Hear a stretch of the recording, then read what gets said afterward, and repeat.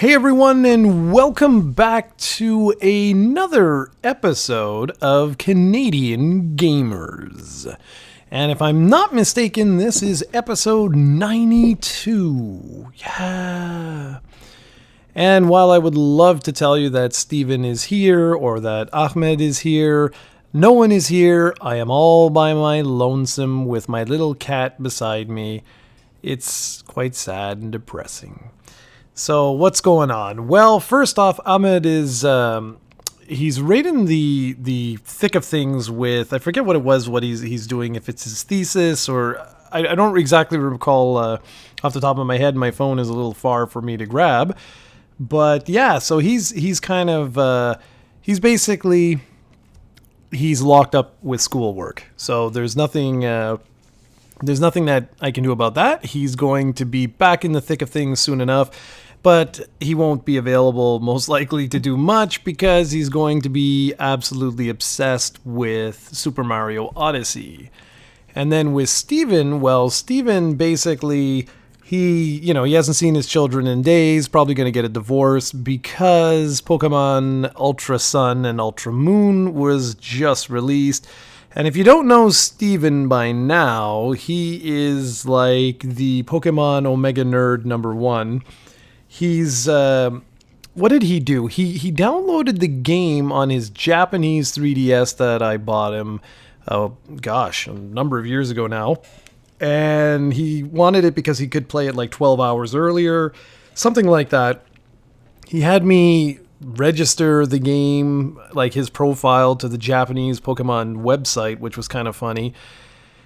And I don't even know what the hell for, but for some weird reason, whatever, he probably gets something for doing it. And he was like begging me to do it, so I was like, yes, I'll go ahead and do that for you. So I did, and so that's what he's doing. He's just really, really busy playing Pokemon. That's right, I'm calling him out. He's not doing anything productive. It's not because of the kids, not because of anything else. No, it's because of Pokemon.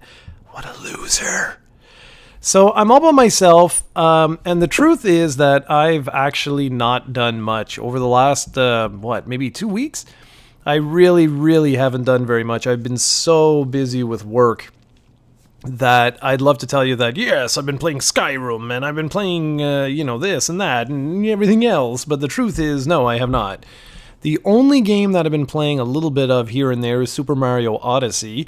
And I finished off the main game, I guess you would say, the campaign, the story, the whatever. And I had I think I finished the game with 485 moons or something like that. And now I'm just going back and I'm collecting, as many moons as I possibly can.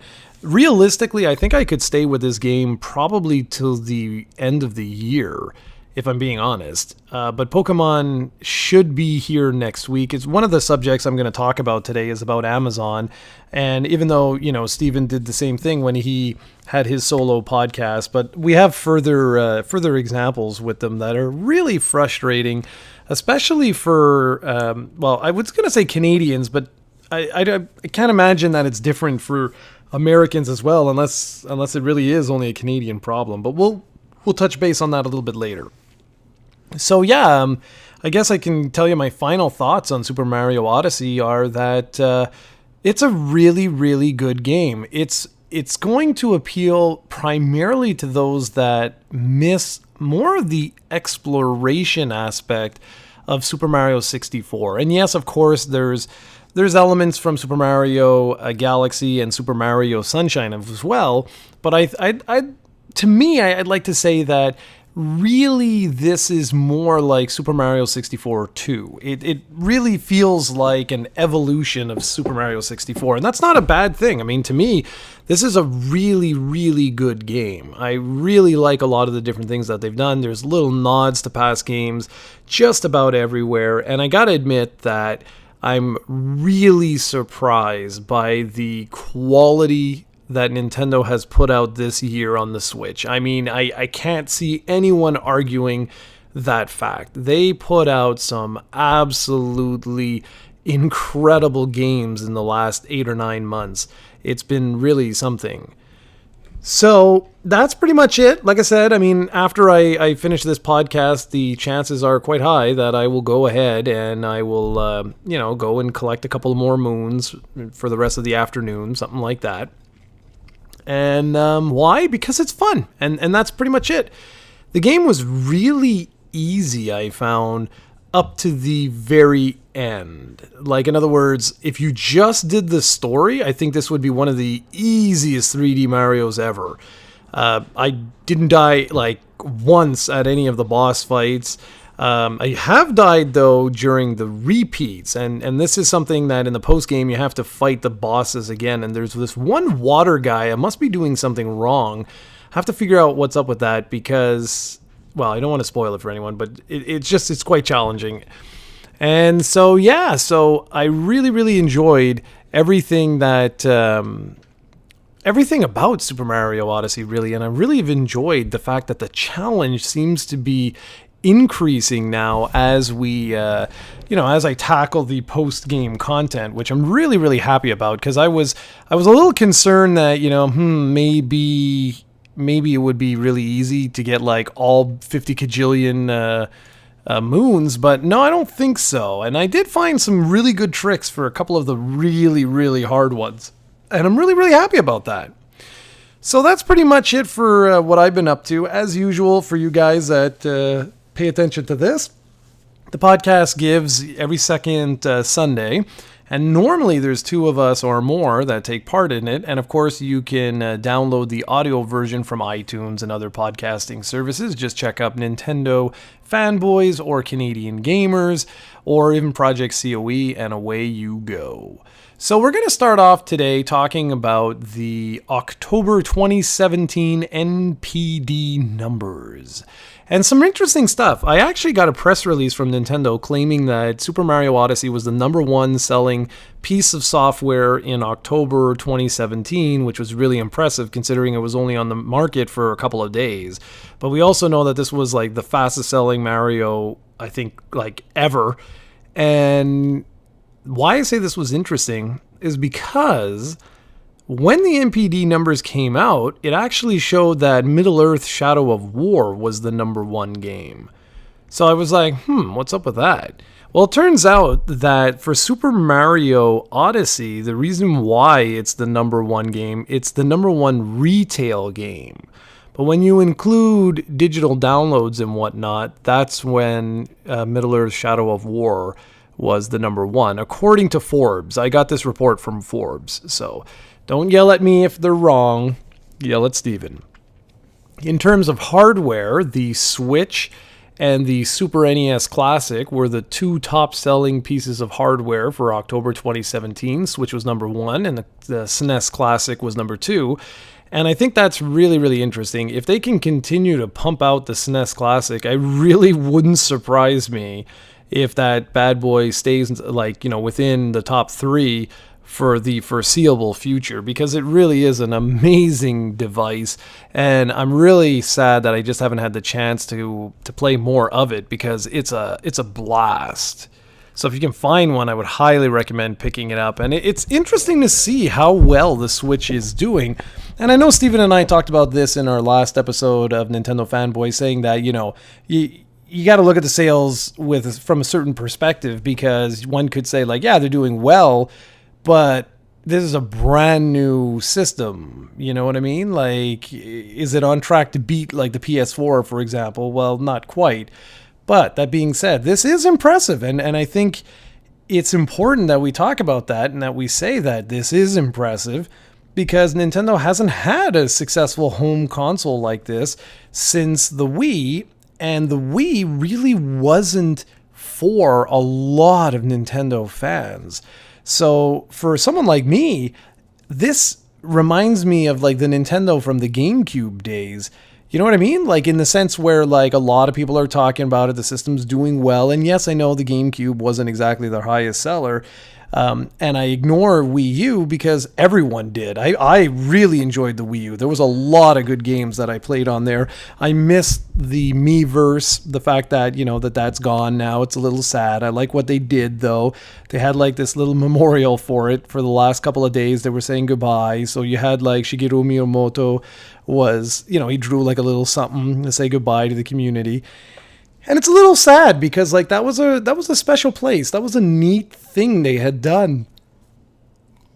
But c'est la vie, it is gone. So anyways, let's get back to the sales here. I'm tangenting all over the place. So here we go. There's something that I don't know why we never talked about this before, but instead of giving you the top 10, Forbes listed the top 20.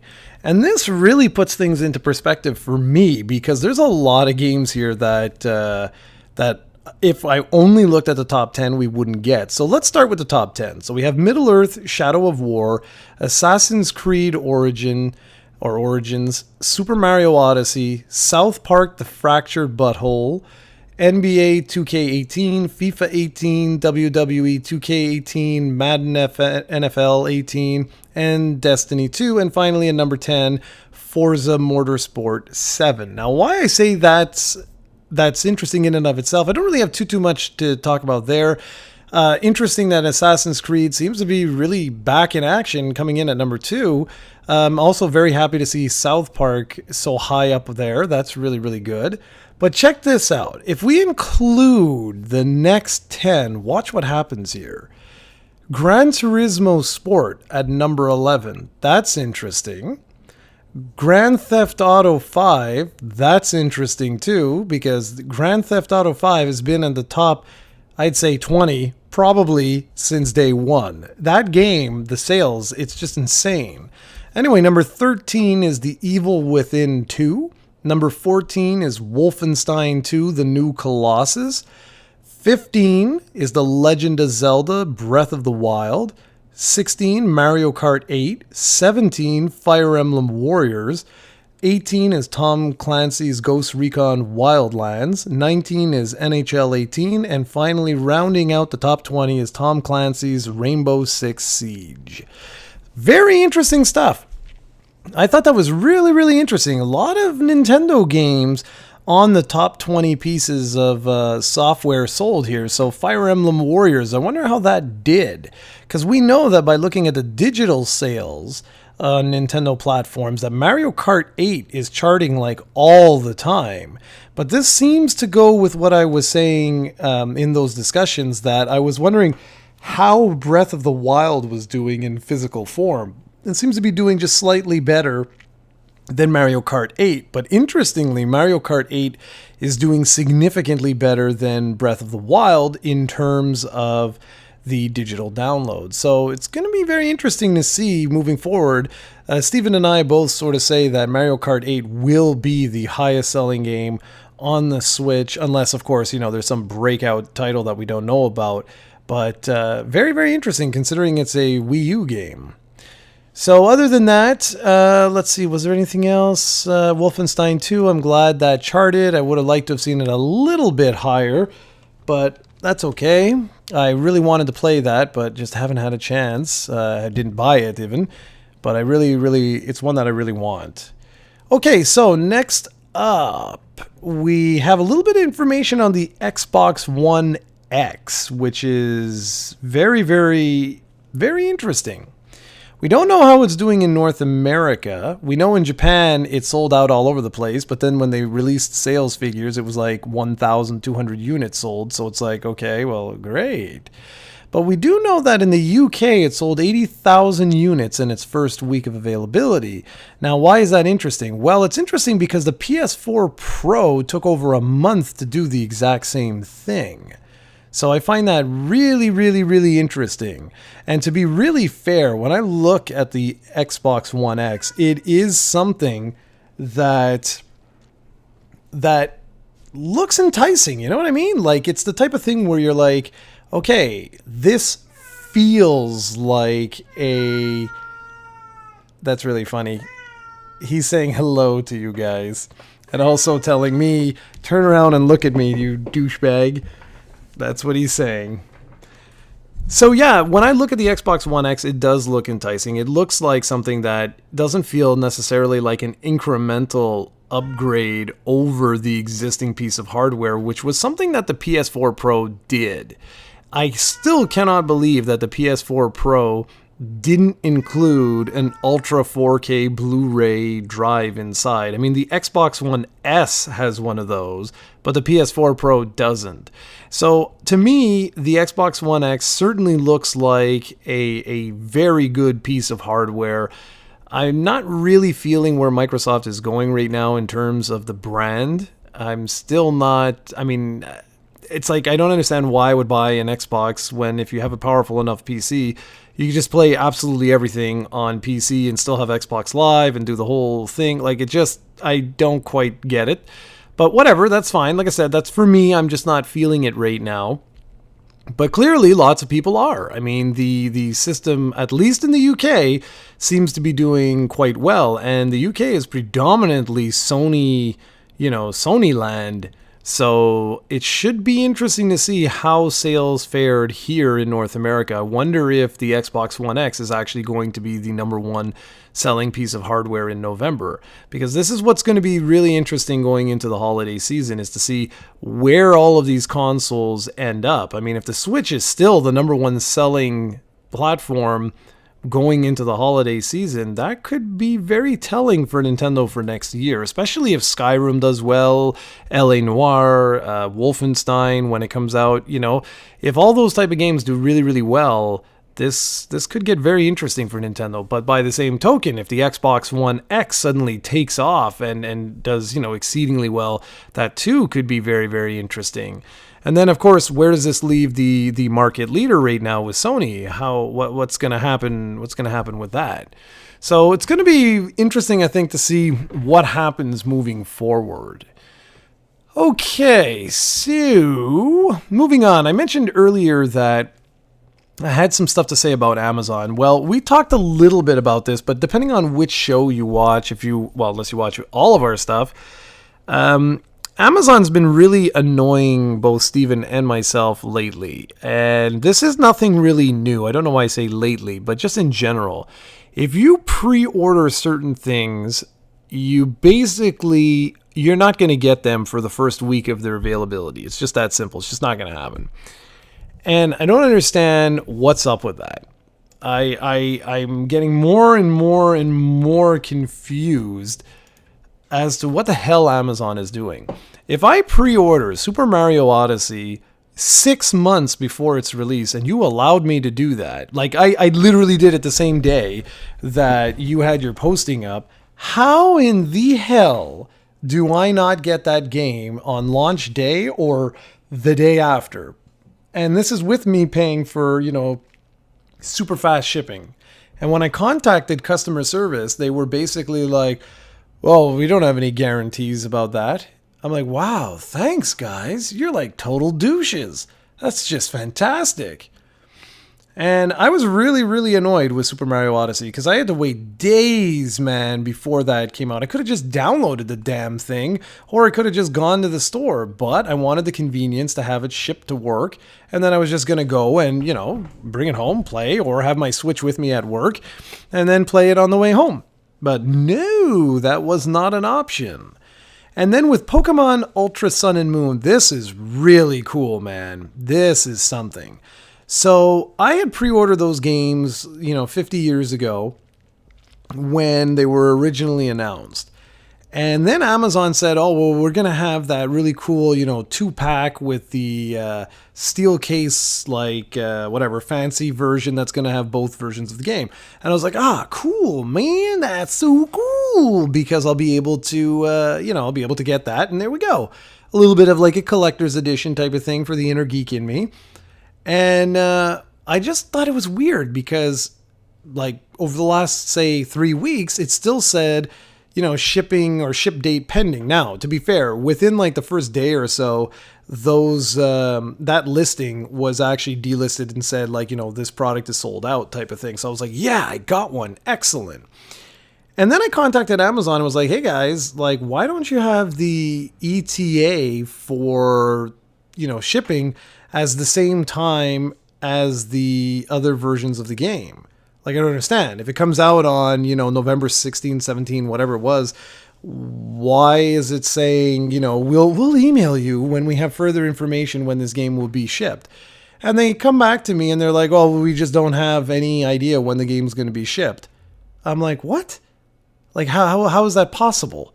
It launches the exact same day as the other versions. Anyways, they still have not shipped my copy of the game, and it was released on Friday.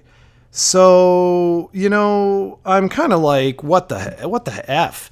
Like, this is utterly ridiculous. So I'm getting really annoyed with Amazon. And what sucks is Amazon, does have some genuinely good offers on games. But this sort of stuff is really annoying me. The good news for me right now is that I'm just so busy. I wouldn't be able to play. But it's still annoying in the sense that you want your stuff when you want your stuff. And in the case of Steven, he was forced to essentially double dip. And I think he would have done it anyways because he's such a big fan of this particular series. But it's still annoying that he did not have the game on Friday. I think it was Friday. So it's just annoying, it's super, super annoying that something like this happened. And the fact that, both of us basically, our games still haven't arrived. And I have some, complaints to make about Canada Post as well, which isn't directly related to Amazon. But listen to this. So I got Steven a Super NES Classics. He said he wanted one. He was going to pay for it. And I just said, you know what? Never mind. I'll buy it for you. He hasn't even thanked me, the douchebag.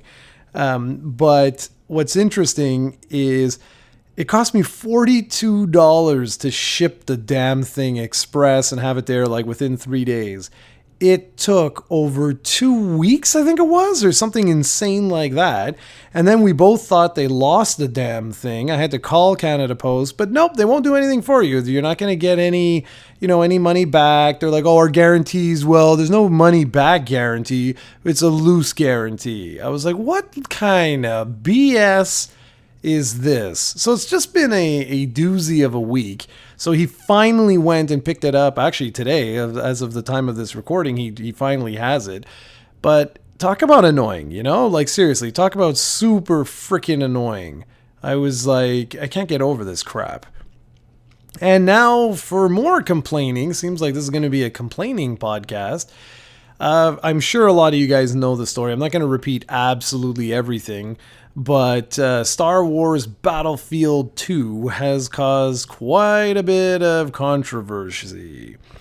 And well, the long and short of it is that basically EA was trying to squeeze out as much money as humanly possible from players with loot boxes and DLC characters, which you basically had to use a certain amount of points in order to unlock heroes like Luke Skywalker, or if you wanted to use the Emperor or Darth Vader or whatever. These are characters that everyone is going to want to use, And they made it such that you would have to play, to unlock everything, you would have to play over 4,000 hours in order to unlock absolutely everything.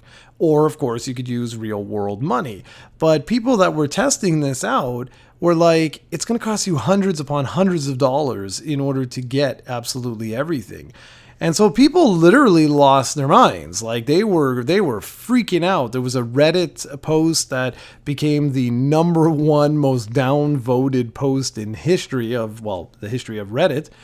And it just really sucks, It really, really sucks. And a lot of people were like, the Star Wars brand is strong enough that the game's going to sell and, this controversy will it'll fizzle out.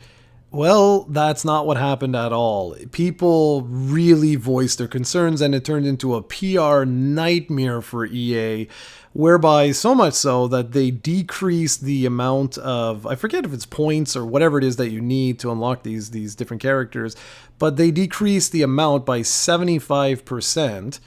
And what they also did was they completely did away, at least as of the time of this recording, you cannot use real world money to purchase anything. They said they will go back later on and fix the game for that, but just no update as of this time. So why is that interesting? Well, it's interesting because EA is ridiculous. You know, this company has been voted one of the worst companies in the world to work for.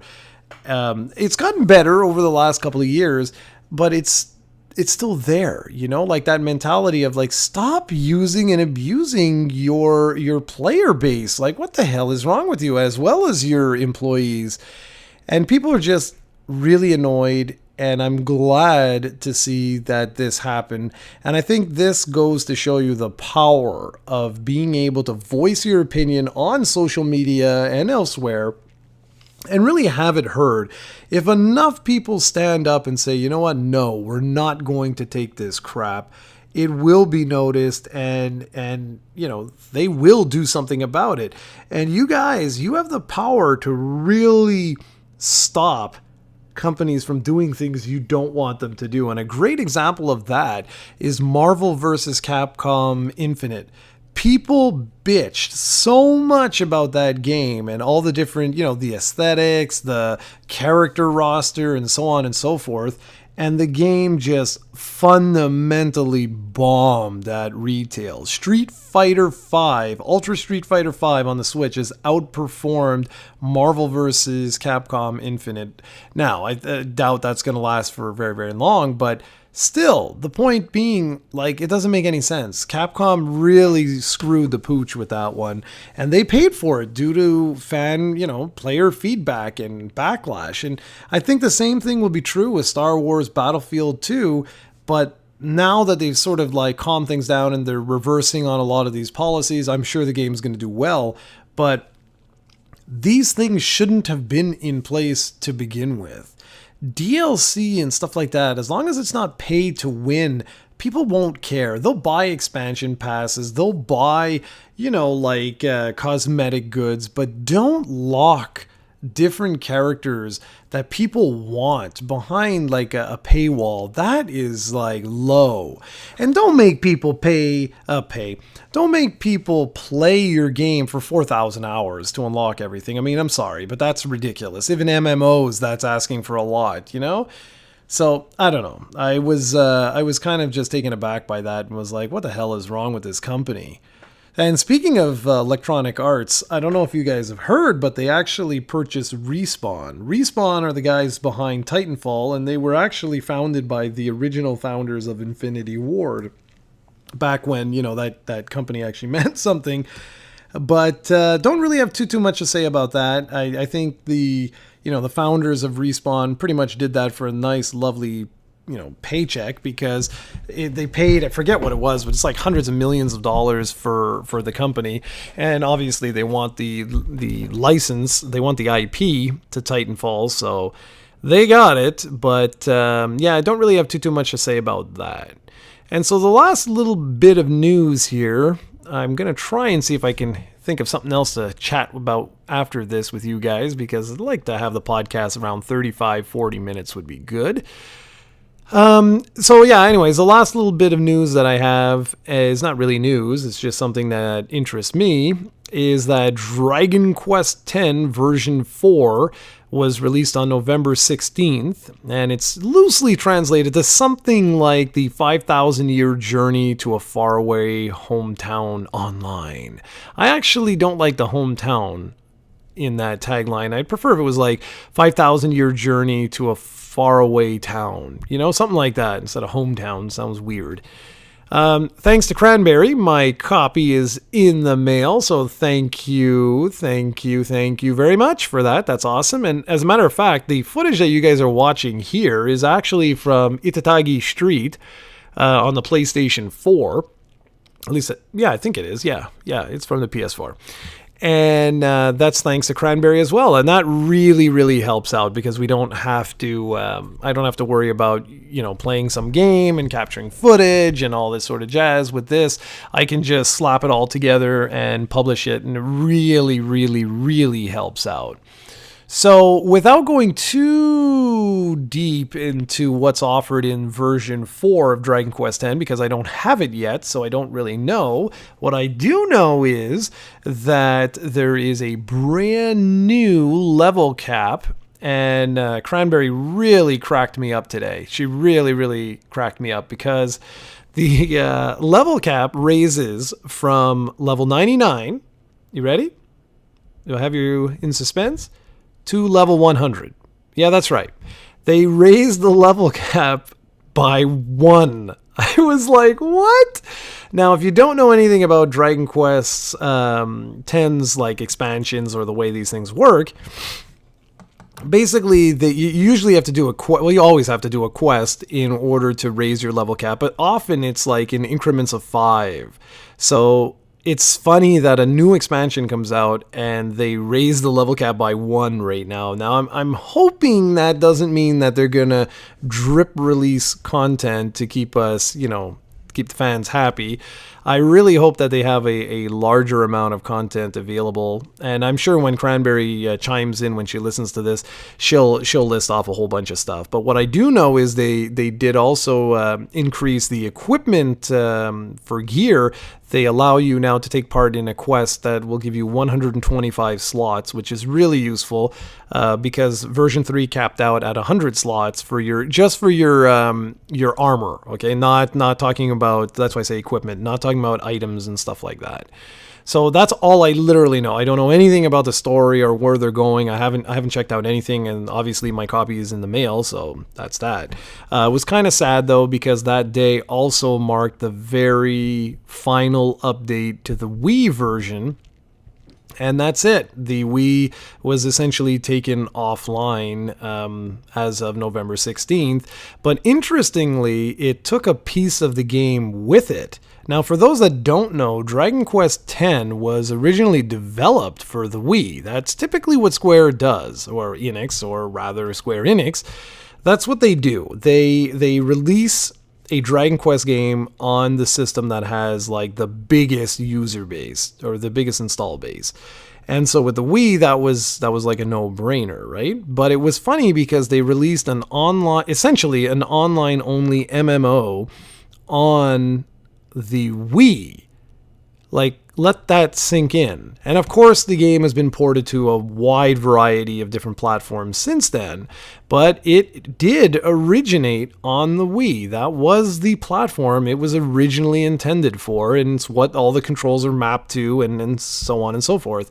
So I find it kind of bittersweet, right? Like, on one hand, the Wii celebrated the launch and success of the Dragon Quest X sort of sub-series, because it is a sub-series. There's a whole wide assortment of expansions that were released for it. So why I say bittersweet is that, this was the platform that the game was made for, and it went all the way up to version 4. It doesn't have version 4, but, it basically rounded up. It went all the way to the release date of version 4. So that's pretty impressive, man. That's pretty impressive stuff. And what I said, it took a piece of the game with it. It actually took the offline mode with it, where you play as your sibling.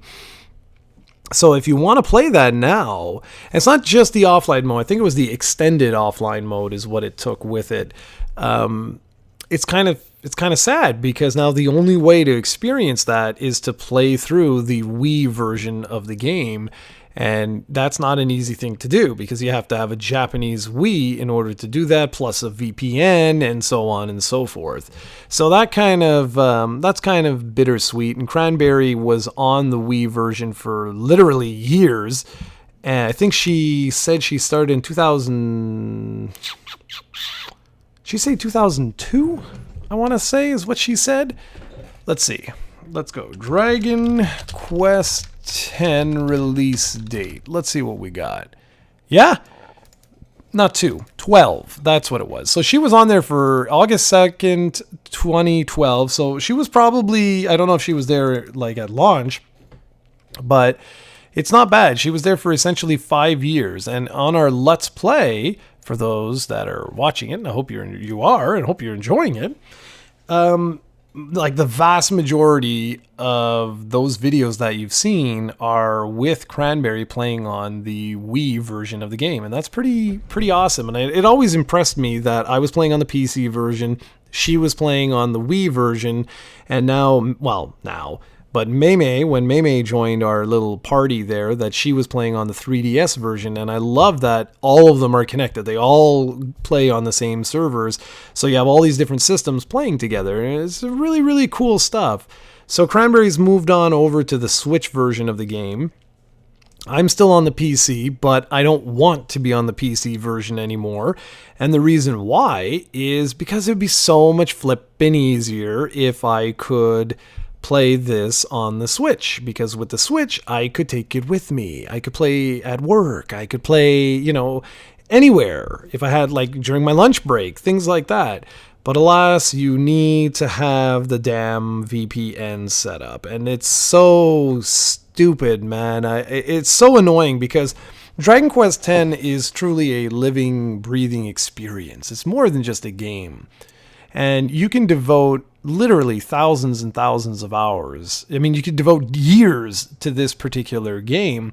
And if you really want to experience everything it has to offer, you need to play on there every day to keep up, because there's dailies that you can do. You can max out your gear, you can, not your gear, your profession, and just so on and so forth. There's literally, I've been saying that a lot, so on and so forth, but there's a lot of different things that you can do in this particular game, and what I love about it is the fact that it doesn't end. It's going to be around for years and years and years and years to come. And Dragon Quest XI, as awesome as Dragon Quest XI was, it's come and gone, right? Like, it's done. That's it. It's over. If you beat the game and you beat the post game, well, it's finished. That's it. Congratulations. Now wait 5-6 years for Dragon Quest 12 and away we go. But what I love about 10 is that it's still there. It's still growing. It will continue to grow long after Dragon Quest 12 has come and gone as well. And that's what's so damn cool with it. And I really hope it continues for years and years to come. I hope we continue to get graphic updates and stuff like that to make the game look better and better, because eventually it's going to start to look, even older than it already does. But it does have a unique look to it that I think will help keep it relevant for a long time to come. So all that said, it's kind of sad that, Dragon Quest X is now officially over on the Wii, and it's still kind of sad that Dragon Quest on the Switch is IP blocked. That would be so handy if it weren't, because I could just digitally download the game, which is what you do when you buy the physical version, by the way. It doesn't actually come with a game cart. It comes with a code, and you just download the code. So it's a digital only game regardless on the Switch. But do you know how easy it would be to just keep up with that? It would be a freaking joke. Although Cranberry did tell me something most interesting. The Switch isn't region free in terms of the eShop like the 3DS is. Now that I find very interesting. You see, the 3DS, you could purchase software from the Japanese store with a North American credit card. Now, I'm not sure how that works. You must need a Japanese 3DS, though, because that's the way I do it. So, like, I bought Dragon Quest XI. I couldn't wait. So I bought the digital version on my 3DS with a North American credit card, and it worked perfectly. But on the PS4, that did not happen. And I've never tried on the Switch, but Cranberry was telling me that you cannot do that on the Switch. So what she had to do was she had to put money in her account on the 3DS, then switch back to the Switch, and then download the expansion that way. So that's really kind of interesting. And for those that don't know, I think the reason that people get a little bit confused with Dragon Quest X, like more so than World of Warcraft and all these other things, is that the numbering system, they've been calling it version 1, version 2, version 3, version 4, blah, blah, blah. This one is actually, I haven't seen it actually referred to as V4. We're calling it version 4, but I haven't actually seen it called that. It's been... Really, everybody's been calling it the 5,000-year journey to a faraway hometown. Like, everyone's been referring to it as its named expansion. And it really does look almost like, not a reboot, but like they're taking the story in a completely different direction with all new characters and stuff like that, which is a good thing. I mean, there's new hardware and they want to go in a different direction. But anyway, so Cran had to go and do that little workaround in order to download the game, but it's still easier. It's still significantly easier than what I have to do, because I can't download this game on PC anywhere. They do not accept my credit card. I think my credit card is just way too secure. They know, they're like, no, you're not in Japan. You're not. We're not allowing this transaction to go through. So thankfully, Cranberry ordered the game from me for me from Amazon Japan, so the disc should be coming in shortly, and that's just fantastic. I'll be able to download that. Basically, it's just going to be an activation, which is what's funny, because I don't even think it's going to download anything on my computer. It already downloaded everything, because the game that I'm playing right now, my quote-unquote version 3 is actually, if you look at the game screen, it says version 4. So I find that rather humorous. I think all that's going to happen is when I put the disc in, it's just going to take me to the website to basically activate, if you will, this particular version of the game into my account, and that's pretty much that. So I'm looking forward to that. That's going to be really cool. And I think the rest of my 2017 is going to be Super Mario Odyssey, Pokemon Ultra Sun and Moon, and Dragon Quest X. That's pretty much it. I was mentioning today in Dragon Quest X that I would like to probably take like a week or two off from work and just, finish off my Let's Play of Dragon Quest XI, and Cranberry has her side game. I'd like to try that, and then polish off some of these other things that I've been playing. The only complication to that is I might have a contracting job in Ontario, and if I do, well, then I may need to save some time off so that I can go, tackle that contract. So we'll see. So finally, last thing for today, guys and girls, is we're going to have our upcoming Game of the Year awards soon. Naturally, Steve and I have not played very much, so it's going to most likely be kind of a boring Game of the Year this year. But you never know. I say that, but you never know. We'll see. So that's pretty much it. I think this is going to clock in at around 40 to 45 minutes, which is not a bad podcast for a solo, if I do say so myself, which I do. And I hope you guys enjoyed, and hopefully next time in 2 weeks I'll have a guest back with me. I should. I don't see Steven, ditching us for too long.